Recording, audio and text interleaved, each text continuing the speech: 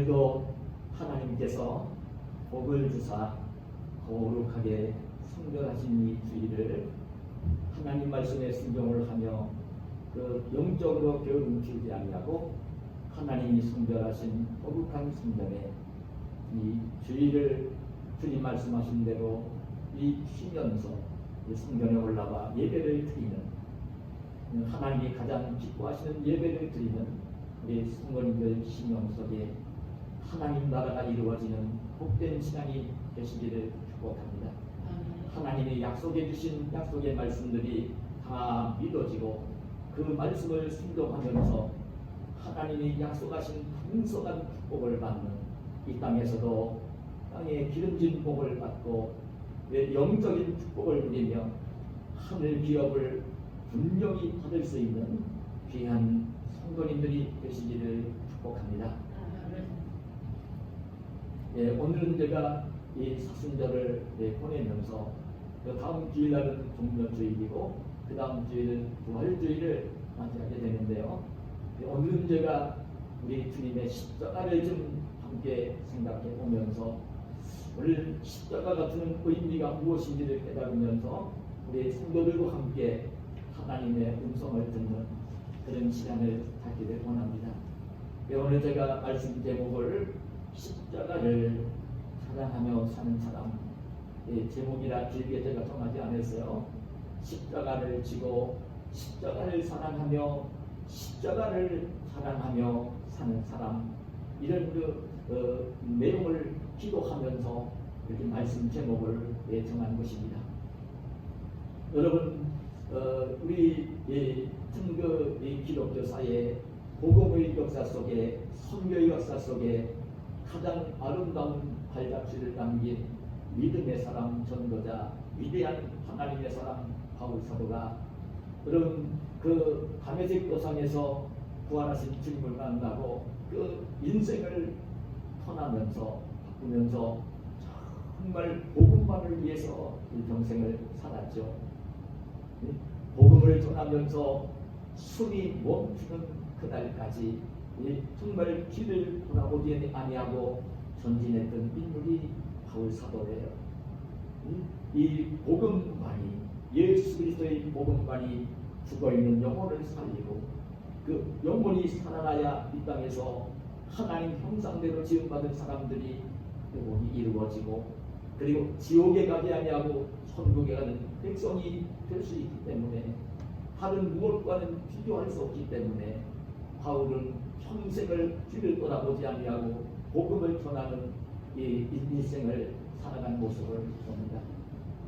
근데 복음을 전하며 산 바울 사도가 오늘 제가 공독해 올린 본문에 보면 14절에 어떤 고백을 하고 있느냐면 내게는 우리 주 예수 그리스도의 십자가에 의해 결코 사랑할 것이 없다.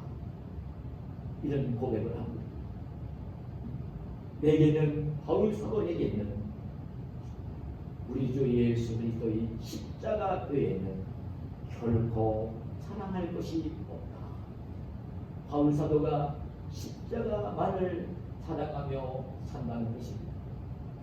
이 말씀을 하는 배경 속에는 그 당시에 정말 유대인들 그리고 예수님을 믿는 믿음을 가지고 살면서도 그래도 이제 또 유대인들처럼 아브라함의 자손들처럼 할례를 받아야 된다고 하고 그러면서 자기들만이 무슨 더 특권을 가지고 믿는 자들 중에서도 자기들이 더 우월감을 가지려고 하는 그런 이제 잘못된 그 사람들이 생겨나서 미혹을 하는 그 어려운 상황이 생겨날 때에 그때에 바울 사도가 이 고백을 하는 것입니다. 내게는 우리 주 예수 그리스도의 십자가 외에는 결코 사랑할 것이 없다. 예수님의 십자가밖에는 결코 사랑할 것이 없다. 자기는 예수님의 십자가만을 사랑하며 산다. 이 고백을 하는 것입니다. 여러분, 이 고백을 우리가 생각을 하면요, 도대체 십자가가 무엇이기에 이 바울 사도가 이 고백을 할까요? 십자가가 도대체 무엇이기에 나는 십자가밖에는 사랑할 것이 없다. 이런 고백을 합니다. 여러분, 우리가 먼저 이 말씀의 배경을 이해하려고 하면 십자가가 도대체 무엇인가를 알아야 될 것입니다. 여러분, 십자가는 그 예수님 당시에, 그리고 바울 사도가 복음을 전하던 초대교회 당시에 이 십자가는 로마의 사형틀이었던 것입니다. 로마에서 이제 그 중한의 죄를 짓고, 그리고 이제 중한죄를 지은 자 가운데서도 너무나 흉한 죄를 지어서 그냥 평범하게 죽일 수가 없어서 가장 고통스럽게 죽이기 위해서 그 사형 집행을 할 때 사용하는 그 사형 집행틀이 십자가였던 거예요. 이 십자가는 오늘날과는 너무나 다른 것이었어요. 오늘날과는 이 십자가는 그러기 때문에 생각을 하면요, 그 누구든지 십자가만 떠올리면 죽음을 생각해야 되고, 그 죽는 것도 이제 그냥 진절머리치게 그 못을 박혀 피를 흘리며 고통 중에 죽어가야 되는, 그게 십자가였던 것입니다. 근데 이 십자가는 그렇게 고통스러운 것이었는데, 오늘날 우리가 십자가의 생각을 하면 그거와 이제 완전히 180도 다른, 십자가를 지금은 떠올리면 먼저 교회가 떠올라지고요. 우리 그래서 이제 교회당마다 십자가를 높게 걸고 있는 모습을 보여주고 있고요. 우리 예수님을 신실하게 믿는 그 성도들 가운데는 뭐 그냥 못 부리기 위한 목걸이보다는 십자가 목걸이를 만들어 목에 걸고 그 다니는 모습을 볼 수가 있는, 이 십자가는 말로 표현할 수 없는 조건적인 그 조건이 없는 사랑, 희생, 용서, 그리고 섬김의 상징물이 되어진 것이 바로 이 십자가인 것입니다. 그럼 이 십자가가 그런 상징물이 된 거예요. 근데 여러분, 우리가 이 말씀 속에서 오늘 본문에서 우리 성도들과 함께 꼭 기억하고 싶은 게 있는데 뭐냐면, 바울 사도가 이 복음을 전하면서 이렇게 살던 이 초대교회 당시에도 십자가는 역시 로마의 사형틀이었고요. 그때도 그의 모든 사람들이 이 십자가를 생각하면 그냥 고통스럽게 죽어가야 되는 사형틀로 여기고 있을 때입니다. 그때도 역시 바울 사도가 기록할 당시에는 십자가는 오늘처럼 사랑과 희생과 용서와 섬김의 상징물이 아니라, 바울 사도가 이 말씀을 기록할 때에도 역시 고통스럽게 죽어가야 되는 사형틀, 그 사형수 가운데도 가장 흉악범이 그 고통을 당하며 죽어가는 사형틀, 그게 십자가였던 거예요. 근데 오늘 바울 사도는요, 이 성경을 기록을 하면서 그런 고백을 하는 것입니다. 내게는 우리 주 예수 그리스도의 십자가 외에는 결코 사랑할 것이 없다. 나는 십자가밖에는 사랑할 것이 없다. 오늘날처럼 우리가 이 예수님 믿는 사람들이 많이 생겨나서 이제 그 십자가를 바라보면 그 예수님이 생각이 나고 교회가 떠오르고, 그 잘못한 사람 무조건 용서해주고 사랑해주고 자기를 희생하며 섬기는 상징물이 되었는데, 지금 생각을 하면 우리가 십자가를 생각하면 편하게 좋게 이해를 할 수가 있을 것입니다. 근데 사실 바울 사도가 이 성경을 기록할 당시는요, 로마 황제 숭배를 요구하고 있는 세상이었기 때문에 오늘 예수님을 믿고 예수님의 십자가를 믿는 그 기독교인이 되어지면 박해를 당하고 목에도 가야 되고, 바울 사도도 순교를 했지만 순교를 해야 되고, 이런 그 상황인데, 그런 환경이었는데, 그럼에도 불구하고 바울 사도는 그 고백을 하는 것입니다. 내게는 우리 주 예수 그리스도의 십자가 외에는 결코 사랑할 것이 없다. 여러분, 이 바울 사도가 사랑할 것이 하나도 없었을까요? 그래서 다른 사람들이 생각하면 세상 사람들이 생각하고 믿는 사람들도 편하게 생각하지 않는 이 십자가를 생각하면서 내게는 우리 주 예수 그리스도의 십자가 외에는 결코 사랑할 것이 없다는 이야기를 했을까요? 여러분, 제가 빌립보서 3장이나 사도행전 전체를 말씀을 묵상을 하며 듣는 하나님의 음성은요, 바울 사도는요, 세상적으로 그 누구보다도 사랑할 것이 많은 사람이었습니다. 얼마나 자랑거리가 많은 사람인지 모릅니다. 여러분 바울 사도의 진정 고백을 들어보면요, 나는 이스라엘 족속이요 베냐민 지파요 그리고 히브리인 중에 히브리인이라는 고백을 합니다. 정통 유대인이라는 것입니다. 명문신앙의 명문가정에서 태어났다는 것입니다. 얼마든지 가정과 가문을 사랑할 것이 많이 있다는 거예요. 그러면 또 어떤 고백을 합니까? 나는 가말리엘 문화에서 수학을 했다는 것입니다. 실제적으로 이 바울 사도는 길리기아 가서 오늘 이 터키에서 출생을 했지만 예루살렘으로 유학을 가서 그 당시에 최고의 랍비였던 가말리엘 문화에서 율법을 사사한 제자입니다. 길리기아 타도성에서 태어나 예루살렘으로 유학을 갔다는 이야기는 가정이 넉넉했을 것입니다. 그렇기 때문에 유학을 갔겠죠. 그것도 이제 그 당시 최고의 율법 선생이었던, 모든 사람들이 존경했던, 흩어져 있는 유대인들이 다 부러워서 그분 밑에 가서 공부를 하고 싶었던 그 가말리엘 문화의 문화생이 되었던 인물입니다. 저는 이 바울 사도가 기록한 이 성경을 보면요, 그 가말리엘 스승 밑에서도 공부를 하는 학생들 가운데 1등을 했던 친구입니다. 하나님의 율법을, 구약 성경에 대해서 빼박한, 너무나도 빼박한 율법 박사, 그리고 철학에도 능한 사람이었던 것입니다.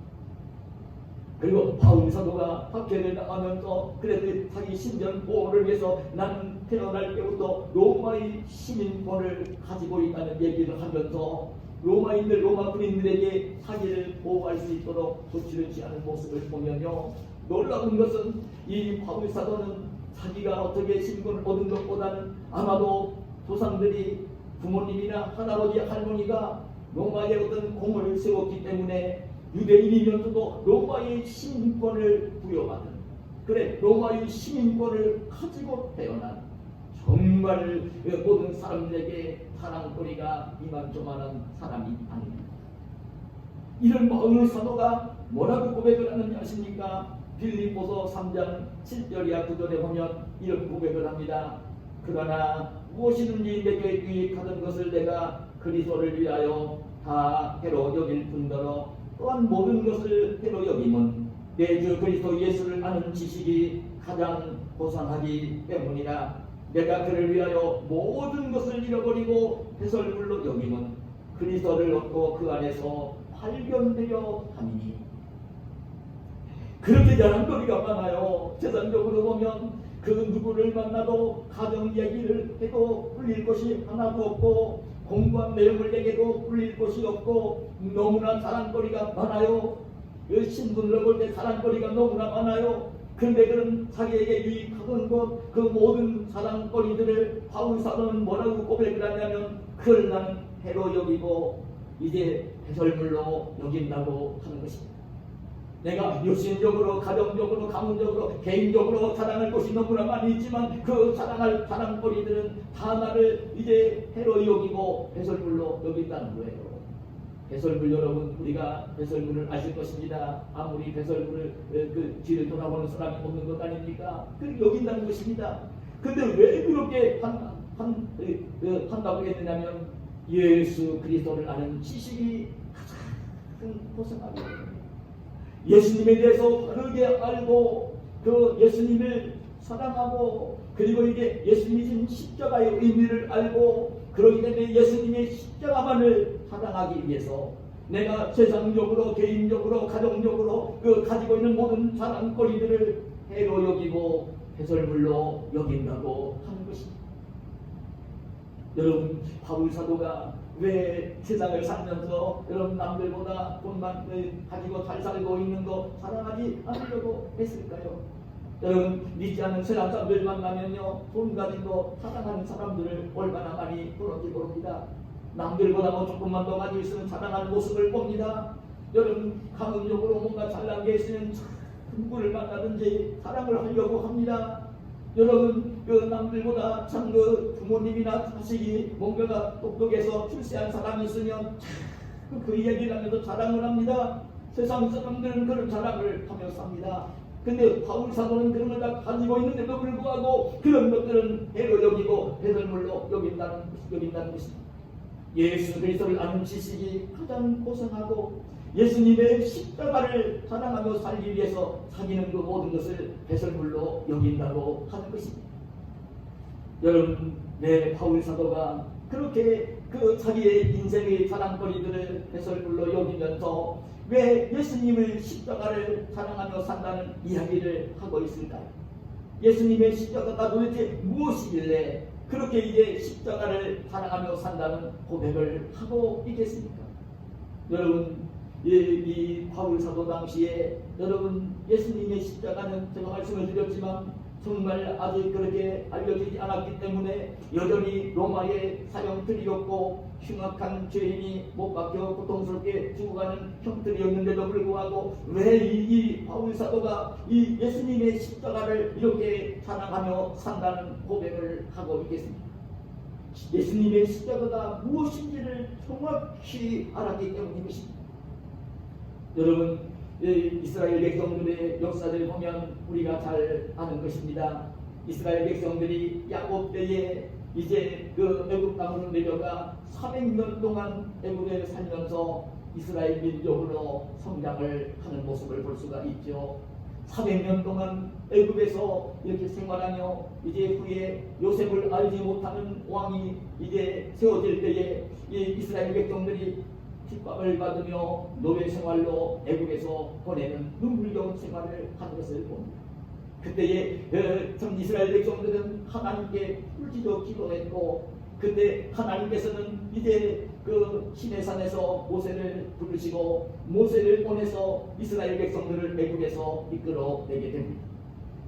그때에 모세는 하나님의 명령을 듣고 명령을 받고 하나님의 말씀에 순종해서 애굽의 바로왕을 찾아갔고 바로왕에게 내 백성을 하나님 백성을 보내라고 우리가 이제 그 광야에서 예배를 드리려고 한다고 할 때에 이제 이 애굽의 바로왕은요 들어주는 척하다가 징계가 고통스러운 들어주는 척하다가 마음이 변하고 9번이나 그렇게 변하는 모습을 봅니다. 하나님께서 마지막으로 애굽의 바로왕과 신하들과 애굽 백성들을 이제 굴복시키기 위해서 사용하신 방법이 있는데 애굽 나라의 모든 집안의 왕으로부터 서민에 이르기까지 집에서 기르고 있는 모든 가축의 초태생들을 소죽이는 징계를 하나님이 내리십니다. 그때에 정말 하나님께서 어떤 분이신가를 분명히 알려주고 싶으셨던 거예요. 애굽 사람들에게도 이스라엘 백성들에게도 알려주고 싶으셔서 징계를 내리실 때에 근데 그 애굽 땅에는 애굽 사람들만 살고 있는 것이 아니라 구원받아야 될 이스라엘 백성들도 함께 살고 있었잖아요. 그래 하나님이 애굽의 장자를 다 쳐죽이고 초태생을 죽이는 건 좋은데 이스라엘 백성들 집집마다 장남이 죽어가고 초태생이 죽어가면 안 될 것이기 때문에 그때 하나님께서는 그 멸망받을 심판받을 이 애굽 땅에서 하나님의 백성들이 구원을 받아야 되기 때문에 그때 하나님이 정하신 것이 무엇이냐면 이스라엘 백성들에게 분부를 했던 거예요. 흠없는 처먹고 흠없는 어린 양을 선택을 했어요. 이 어린 양을 잡았어요. 그 어린 양의 피를 머물고 있는 집 문설주와 문인방에 바르라고 한 것입니다. 그리고 쓴나물과 그 고기를 먹으라고 한 것입니다.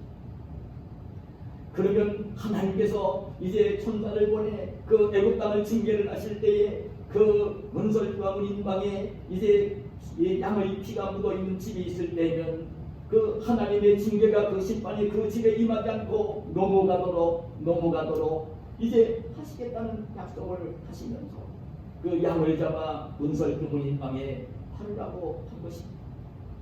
그래 하나님을 경외하는 이스라엘 백성들은 이 모세를 통하여 들려온 하나님의 음성을 들으면서 정말 양을 잡아 문설주 문인방에 바르게 되었던 거예요. 정말 그러고 난 뒤에 보니까 하루를 지나고 난 뒤에 보니까 문설주 문인방에 양의 피가 묻어있는 그 집에는 그 태양이 내리지 않은 거예요.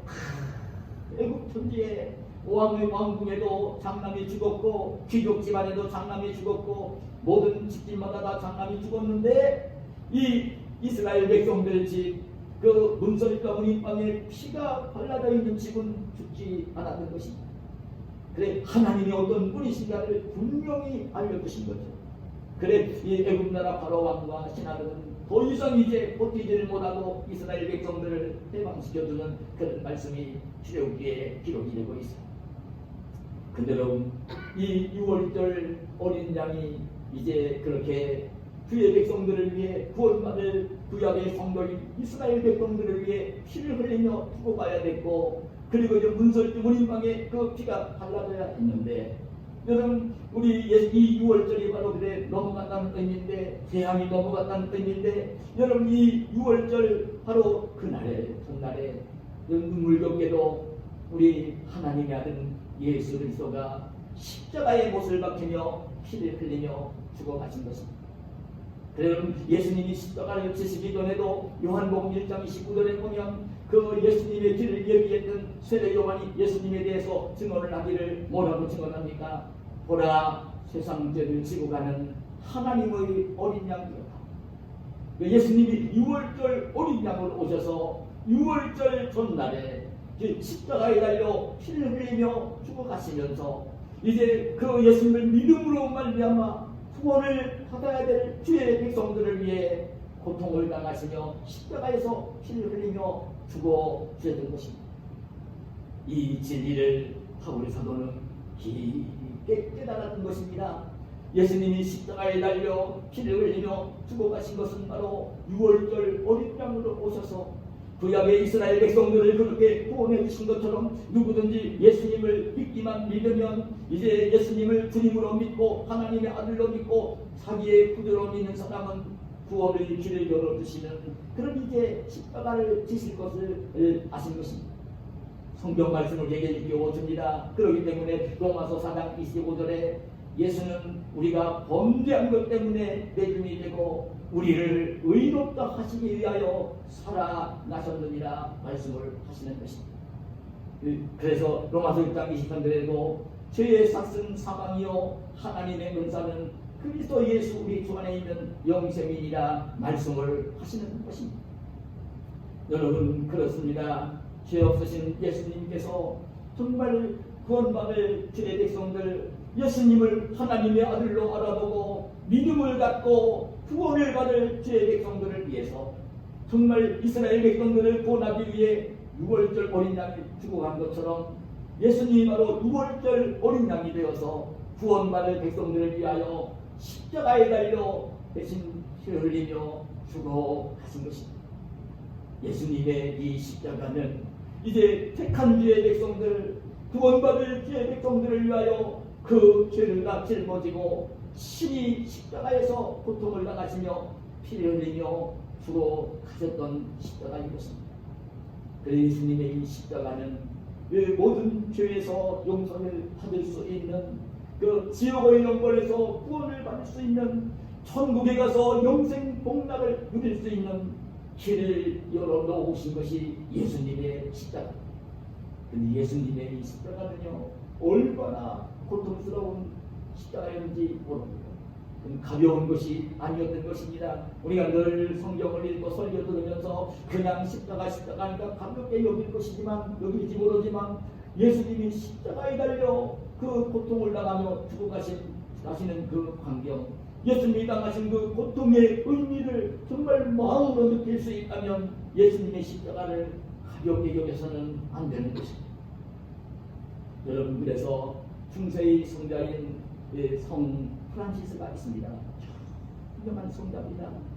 정말 새와도 이야기를 하고 짐승들과도 동물들과도 이야기를 했다고 전해지는 이 정말 마음속에 늘 주님을 모시고 평화를 누리며 살았던 성 프란시스가 어느 날 하루는요 집에 앉아있지를 못하고요 들판에 나가서 들판을 헤매면서 뜨거운 눈물을 흘리는 거예요. 눈이 충격이 돼서 뜨거운 눈물을 흘리며 앉아있지도 못하고 들판 여기저기를 헤매며 울고 있는 거예요. 프란시스에게는 위대한 스승이기 때문에 따르는 제자들이 있었어요. 근데 제자들이 보니까 다른 날과 달리 자기 스승이 집에 있는 것도 아니고 앉아 있는 것도 아니고 그냥 들판에 나가서 여기저기를 왔다 갔다 하며 눈물을 흘리며 그 눈이 충혈이 되어 있는 스승의 모습을 보면서 걱정이 되고 염려가 되어서 제자들이 그렇습니다. 선생님, 왜 오늘은 이렇게 눈물을 흘리십니까? 왜 그러십니까? 왜 집에 있지 아니하시고 왜 음식도 안 드시고 왜 이렇게 울면서 지금 이 들판을 헤매고 계십니까? 그때 성 프란시스는 제자들에게 그런 말을 했어요. 오늘은 내가 예수님의 십자가를 생각하고, 오늘은 내가 예수님의 십자가를 생각하고, 나를 위해 내 대신 십자가에 달려 고통을 당하시는 예수님의 모습을 바라보고 있습니다. 나를 위해 그 고통을 당하며 피 흘리시는 예수님을 바라봅니다. 내가 한날 스스로 없죠. 여러분, 예수님의 십자가를 여러분이 그리스도인들은 날마다 바라보면 바라볼 수는 없겠죠. 여러분, 예수님은 또 부활도 하셨으니까 날마다 십자가를 지신 예수님만 생각하면 안 되겠지만 정말 구원의 은총을 누리며 이 사대에 그 받은 죄를 용서받은 그 평안을 누리며 기쁨을 누리며 그 영생을 소유한 하늘 백성으로 귀하게 살기 위해서는요, 만약에 영적으로 너무나 눈이 흐려져가지고 세상 것만 막 보이고 썩어질 것만 보이고 돈만 보이고 명예만 보이고 권력만 보이고 그 세상 것만 막 집만 보이고 이런 상황이 되어질 때는요, 여러분 금식하면서 오늘 이 프란시스처럼 예수님의 십자가를 바라볼 수 있어야 됩니다. 예수님의 십자가를 바라보면요, 죄에서 용서받은 기쁨, 그 감격이 충만히 넘치는 거예요. 힘이 생기는 거예요. 영적인 힘이 생기는 거예요. 여러분, 제가 일전에 책을 읽다가 어떤 목사님이 쓴 글을 읽었어요. 어떤 집안에서 있었던 일. 초등학교에 들어가기 전에는 편하게 그렇게 자란 아이가 학교에 들어가서는요, 친구들에게 따돌림을 당해서 왕따를 당하고, 이 친구들에게 왕따를 당하니까 말 수도 없고 밖에는 나가지 않으려고 이런 아이가 됐습니다. 엄마가 아무리 달려도 가르쳤지 않습니다. 엄마는 걱정이 되어가지고요, 고쳐줘야 되겠습니까? 그 친구들과 어울리면서 사회생활하며 살아야 되잖아요. 왕따를 당하고 있고, 그러면 말수도 줄어들었고 집에 와도 말도 안 하고 너무나 걱정이 되는 엄마가 말을 해도 듣지 않으니까요, 종아리를 때리면서 아들을 물었어요. 얘야, 내가 학교에 가기 전에는 그렇게 쾌활하게 밝게 잘하고 말도 잘하더니 어떻게 그 학교에 가더니 친구들에게 왕따를 당하고 그렇게 말도 할 수도 없어졌느냐고. 그러면 안 되는 거라고. 쾌활해야 되는 것이고 정말 말도 잘해야 되는 것이고 친구들과 사이좋게 놀아야 되는 거라고 다 이러며 종아리를 때렸어요. 그때 종아리를 갖고 있던 아들이 울면서 그랬어요. 엄마, 내가 학교에 가면 친구들이 네 엄마는 귀신 같대. 나를 못 볼 때마다 엄마를 얘기를 하면서 나를 놀려. 엄마가 귀신 같다고 조롱을 해, 놀려. 그래, 나는 친구들이 다 싫어. 내 친구들과 어울리기 싫어. 말도 하기 싫어. 그래, 내가 바깥 친구도 없고 나는 밖에 나가도 할 말도 없고 그래서 내가 그러는 거라고 얘기를 한 그 말을 듣고 있던 엄마는 그랬어요. 엄마가 화상을 당해서요, 얼굴이 흉하게 일그러져 있는 얼굴이었던 거예요. 그러니까 이 엄마가 아들이 그 말을 들으면서 엄마가 울면서 그랬어요. 얘야, 엄마 얼굴이 이렇게 그 화상을 입고 찌그러들어서 그 볼품이 없다고 친구들이 놀린다고 하더라도 기죽지 마라. 그 얘기를 하면서 이 화상 흉터는 내가 어릴 적에 우리 집에 불이 났는데 불구덩이 속에서 너를 살리기 위해서 내가 너를 품에 안고 나가다가 이 얼굴에 화상을 입어서 이 흉터가 나는 거라고. 그러니까 절대 기죽지 말라고 이 흉터는 그런 흉터라고. 엄마의 그 이야기를 들은 아들은요, 자기가 잘못된 마음을 갖고 있는 것을 깊이 깨달으며 반성을 합니다. 엄마가 나를 살리려고 저렇게 웅덩이 속에서 나를 건지시려고 화상을 입은 상처가 저 얼굴에 흉터구나. 그 친구들은 그것도 모르고 엄마가 귀신 같다고 놀렸구나. 정말 그걸 깨달으니 아들은 그 일그러진 흉터 때문에 생긴 그 일그러진 얼굴이지만 엄마 얼굴이 그렇게 예쁘게 보일 수가 없는 거예요.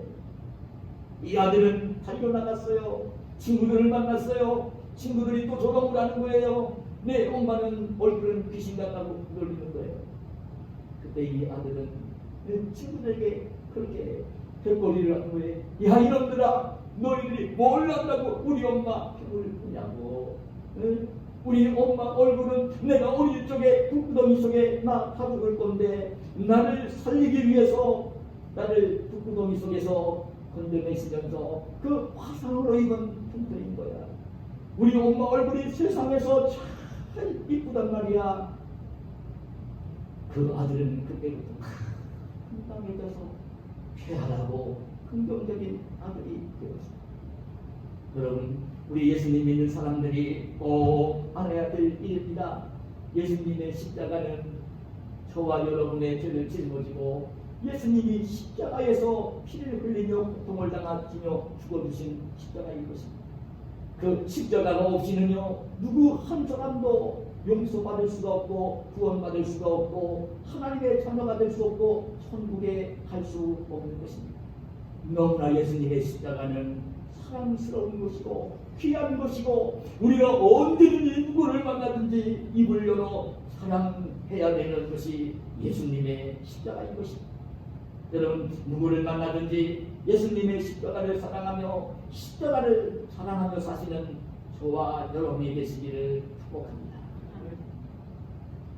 여러분, 그 바울 사도가 왜 내게는 우리 주 예수 그리스도의 십자가 외에는 결코 사랑할 것이 없다고 했을까? 이 말씀 속에는요, 깊은 의미가 있습니다. 여러분, 바울 사도가 이 고백을 하는 데에는요, 깊은 의미가 있습니다.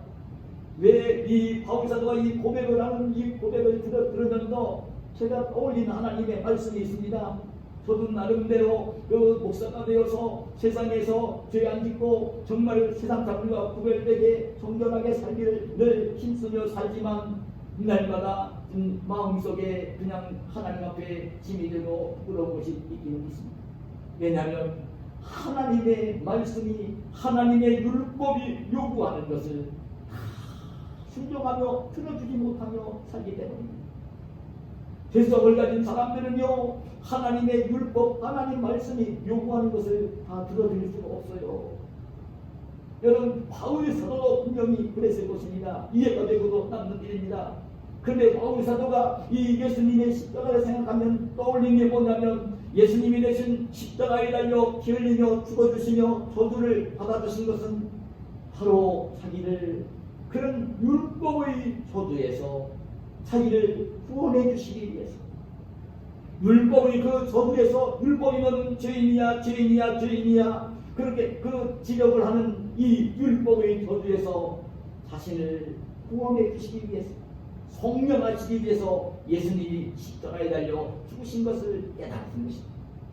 그런데 이 고백을 여러분, 바울은 그 갈라디아서 3장 13절에서 이렇게 고백을 합니다. 그리스도께서 우리를 위하여 저주를 받은 바 되사 십자가에 달려 피 흘리며 죽어 주신 바 되사 율법의 저주에서 우리를 속량하셨습니다. 율법의 저주에서 우리를 속량해 주셨다. 여러분, 이 율법은요, 하나님의 말씀입니다. 나쁜 것이 아닙니다. 여러분, 이 구원의 기쁜 소식, 예수님의 십자가, 예수님 말씀이 빠지고 나면, 그만 빼놓고 나면 모든 것이 다 율법입니다. 주님께서 하신 모든 말씀들도 다 율법입니다. 하나님의 법입니다. 율법은 나쁜 것이 아닙니다. 이 구원에 관계된 것은 예수님이 들어가야 들어가야 피가 들어가야 십자가에 들어가야 이제 복음이 되어지고 구원을 받기 때문에 그렇지만 예수님의 십자가 예수님에 대한 말씀만 빼놓고 생각하면 하나님 주신 말씀들이 율법입니다. 하나님 말씀입니다. 근데 여러분 꼭 깨달아야 됩니다. 이 하나님의 말씀은요, 하나님 주신 말씀들은요, 죄성을 가진 사람이면 하나님 말씀이 요구하시는 대로 행동할 수가 없어요. 순종이 안 돼요, 여러분. 죄성을 가지고 있기 때문에 안 되는 것입니다. 죄성이 없는 예수님만이 율법이 요구하시는 것을 다 들어주실 수 있고 순종할 수 있고 이루실 수 있는 것입니다. 죄성을 가진 사람은 그 하나님의 율법의 요구를 이루어 드릴 수가 없는 거예요. 여러분 극단적으로 제가 말씀을 드리면 마태복음 5장 27, 28절에서 예수님이 이렇게 말씀하십니다. 또 가늠하지 말라 하였다는 것을 너희가 들었으나 나는 너희에게 이르노니 음욕을 품고 여자를 보는 자마다 마음에 이미 가늠하였느니라. 여러분 요한일서 3장 15절에 그 형제를 미워하는 자마다 살인하는 자니 살인하는 자마다 영생이 그 속에 거하지 아니하는 것을 너희가 아는 바라. 로마서 14장 23절에 믿음을 따라 하지 아니하는 것은 다 죄입니다. 여러분 그 야고보서 4장 17절에 그러므로 사람이 선을 행할 줄 알고도 행하지 아니하면 죄입니다. 여러분 하나님의 율법 하나님 말씀이 요구하시는 것은요 얼마나 수준이 차원이 높은지 모릅니다. 그래 하나님 말씀이 요구하시는 것을 순종하면서 행위로 의롭다함을 받고 구원을 받을 육체는 한 사람도 없는 것입니다. 그래서 갈라디아서 2장 16절에 율법의 행위로는 의롭다함을 얻을 육체가 없느니라 말씀을 하시는 것입니다. 근데 우리 예수님이 십자가에 달려 저주를 받은 바 되셨어요. 그 하나님의 율법이 너 죄인이야. 너 그 여자를 보고 음욕을 품은 적이 있잖아. 형제와 자매 이웃을 보면서 그 미워하는 마음을 품은 적이 있잖아. 응? 내가 믿음을 가지고 하지 않는 게 다 죄야. 너 믿음 가지고 하지 않는 행동이 있잖아. 응? 내가 그 착한 일을 해야 되는데 착한 일을 할 줄 알면서도 머릿속에 알면서도 안 한 것도 죄야. 여러분 하나님의 말씀은 그렇게 지적해요. 어떻게 그걸 감당할 수 있습니까? 죄성을 가지면 어떻게 그걸 감당할 수 있습니까? 근데 여러분 예수님이 십자가에 달리셨어요. 예수님이 그 모든 말씀에 순종을 하시면서 십자가에 달리셔서 피 흘리시며 죽어주시면서 그 율법이 붙들어내고 있는 율법이 속박하고 있는 그 율법의 저주에서 우리를 성량해 주신 것입니다. 값을 지불하시며 우리를 찾으신 것입니다. 그래 우리가 예수님의 십자가를 바라보면요 여러분 아셔야 됩니다. 내가 주의 말씀을 순종하며 살기를 애쓰지만 못하는 게 있어도 그 순종하지 못하는 게 있어도 못한 게 있어도 그것 때문에 주눅들지 아니하고 예수님의 십자가를 바라보면 그 율법의 저주에서 이 성량을 떠났기 때문에 자유가 있는 율법이 나를 붙들어내지 못하는 그 어려움이 올 때도 그래요 주님 저는 죄성이 있고 연약해서 이루어드리지 못하지만 주님께서 십자가 위에서 다 이루어 주셨잖아요. 주님이 해주셨잖아요. 주님이 하셨잖아요. 그 주님을 바라보고 주님의 십자가를 바라보면 그 율법의 성량 그 구속에서 저주에서 우리를 이제 해방시켜 주시는 하나님의 은혜가 임하는 것입니다. 이 진리를 깨달으면 또 바울 사도가 내게는 우리 주 예수 그리스도의 십자가 외에는 결코 자랑할 것이 없다. 여러분 예수님의 십자가는 율법의 저주에서 우리를 성량해 주신 것임을 잊지 마시기를 축복합니다. 또 한 가지만 말씀을 드리면 바울 사도가 내게는 우리 주 예수 그리스도의 십자가 외에는 결코 자랑할 것이 없다. 이 얘기를 하면서 오늘 본문 14절 하반절에 보면 이런 고백을 합니다. 그리스도로 말미암아 세상이 나를 대하여 십자가에 못 박히고 내가 또한 세상에 대하여 그러하리라. 이렇게 말씀을 하고 계시고요. 갈라디아서 5장 24절에 보면 이렇게 기록합니다. 그리스도 예수의 사람들은 육체와 함께 그 정욕과 탐심을 십자가에 못 박았느니라. 여러분 이게 무슨 말씀인지 아십니까? 이게 무슨 말씀인지 아십니까? 성경을 많이 읽어가면 여러분이 말씀 의미를 모를 것입니다. 이 바울사도 고백하는 이 의미를 참 심오합니다. 그리고 고백하는데 그리스도로 말미암아 세상이 나를 대하여 십자가에, 세상이 바울을 향하여 십자가에, 그리스도로 말미암아 세상이 바울을 위해 십자가에, 그리고 내가 바울이 또한 세상에 대하여 그러하여 십자가에, 이 말입니다. 이게 무슨 말씀입니까? 세상이 그리스도로 말미암아 세상이 나를 위하여 십자가에 못 박혔고, 나도 그리스도로 말미암아 이 세상에 대하여 십자가에 못 박히면 죽는 것입니다. 그러니까 세상이 십자가로 말미암아 그리스도로 말미암아 십자가가 세상이 바울을 향해 못 박혔다는 얘기는요, 세상이 바울을 향해 죽었다는 것입니다. 십자가로 말미암아 세상이 바울을 향해 죽었다는 것입니다. 그리고 이제 바울도 그리스도로 말미암아 세상에 대해 못 박혔다는 얘기는 바울 자신도 세상을 향해 죽었다는 것입니다. 그래서 갈라디아서 5장 1절에 그리스도 예수의 사람들은 육체와 함께 그 정욕과 탐심을 십자가에 못 박았다. 예수님이 잘 믿는 사람들은 이 육체로 십자가에 못 박았지만 정욕과 탐심도 함께 십자가에 못 박았다는 것입니다. 죽었다는 것입니다. 십자가로 말미암아 자기가 죽었다는 것입니다. 이 고백을 하는 것입니다. 근데 이 말씀의 의미가 무엇인지 아십니까? 바울을 향해서 세상이 죽었습니다. 바울도 십자가로 말미암아 자기의 육체도 정욕도 탐심도 죽었습니다. 세상이 유혹해온 마귀가 유혹해오는 정욕과 탐심 죽었습니다. 바울은 죽었다는 것입니다. 세상이 바울을 향해 죽었다는 것입니다. 세상의 어떤 일들도 다 죽었다는 것입니다. 바울을 향해. 이 이야기는요, 바울 사도는 무엇을 하든지 이기는 사람이 된 것입니다. 세상이 죽은 것입니다. 바울에게. 세상이 어떻게 죽어가는 게 아니라 바울을 향해 죽은 것입니다. 십자가로 말미암아 세상이 바울을 향하여 죽은 것입니다. 그러니까 바울이 세상을 살면서 힘들고 어려운 일 만날 수 있습니다. 그러나 그 모든 것을 이미 세상이 바울을 향해 죽었기 때문에 고난을 만나도 고통을 만나도 어떤 문제를 만나도 이길 수 있는 사람이 된 것입니다. 얼마나 중요한 일인지 모릅니다. 여러분 바울 사도가 복음을 전하며 걸어간 그 일생을 보면요, 여러분 평탄한 길이 아니었습니다. 눈물겨운 길이었습니다.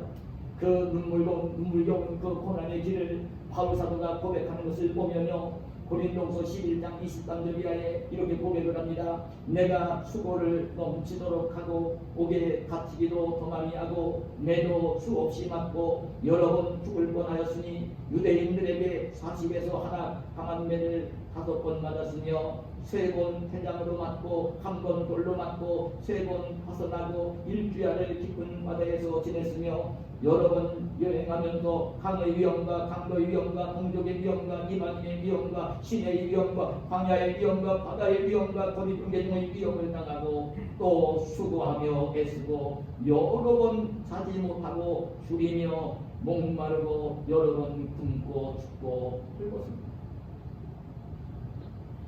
열거한 내용들을 여러분 한 가지를 보면요, 눈물겨운 고난의 길이었던 것입니다.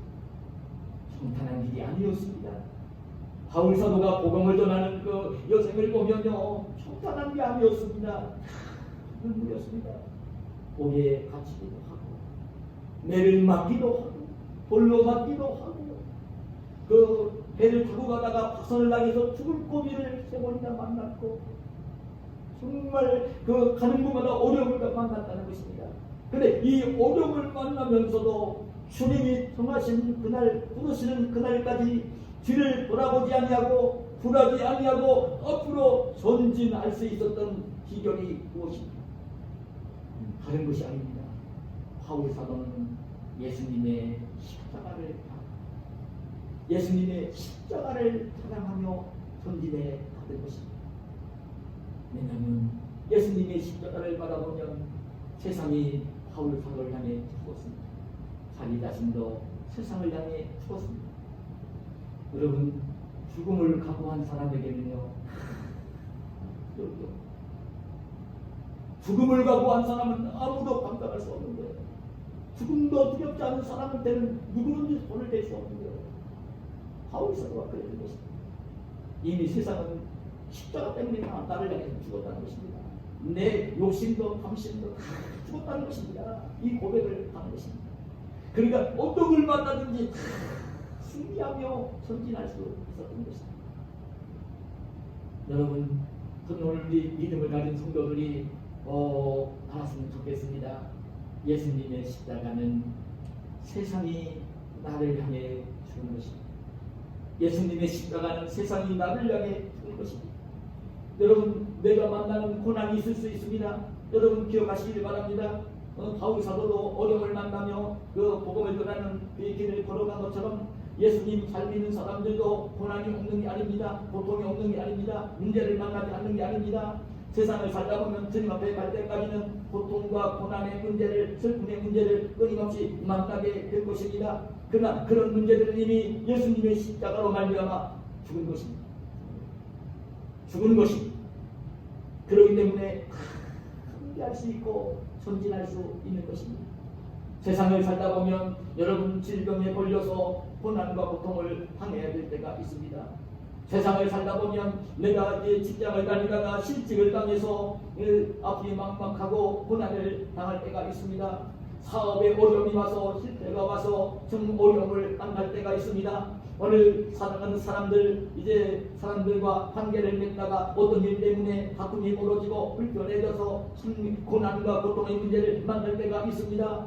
근데 여러분 꼭 기억하시기 바랍니다. 우리 예수님 믿는 사람들은 십자가를 바라보며 십자가를 자랑하며 그 고난을 넉넉히 이기며 전진해 가는 것입니다. 예수님의 십자가는 이제 바로 세상이 나를 향해 못 박혀 죽은 것을 의미하고 나도 세상을 향하여 십자가에 못 박혀 죽은 것을 의미하는 것입니다. 그래서 여러분, 신실한 하나님의 사람이었던 로더포드는 이런 말을 했어요. 우리가 져야 할 십자가는 무겁지만 단 것이다. 아주 좋고 귀한 것이다. 새에게 달린 날개는 무거우나 새는 그것으로 날개로 날고 배에 세워놓은 돛은 무겁고 귀찮으나 배는 그것 때문에 앞으로 나아간다. 십자가가 바로 그런 것입니다. 우리 예수님 믿는 사람들은 그런 구원을 받은 것이 바로 예수님의 십자가 때문인 것입니다. 예수님의 십자가는 우리를 모든 죄와 사망에서 구원해 주셨습니다. 예수님의 십자가는 여러분 율법의 터득에서 우리를 성량해 주시고 사용함을 주셨습니다. 예수님의 십자가는 이 세상이 나를 향해 이미 죽었기 때문에 이 세상을 살면서 어떤 일을 만나도 예수님의 십자가를 붙들고 의지하면 넉넉히 이길 수가 있는 것입니다. 여러분, 십자가를 사랑하며 십자가를 사랑하며 승리하며 자유를 누리며 흑백에 사시는 저와 여러분이 되시기를 예수님의 이름으로 축복합니다. 하나님 감사합니다.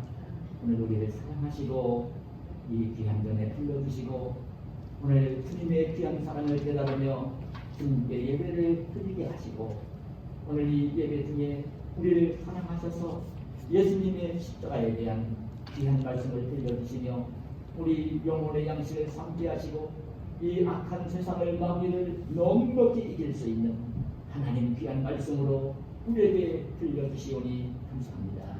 하나님, 저희들이 일생을 사는 날 동안 예수님의 십자가를 지고 예수님의 십자가를 바라보며 십자가를 자랑하며 이 땅을 이제 승리하며 사는 복된 저희들의 생애가 되도록 축복해 주시옵소서. 예수님의 이름으로 기도하옵나이다. 아멘.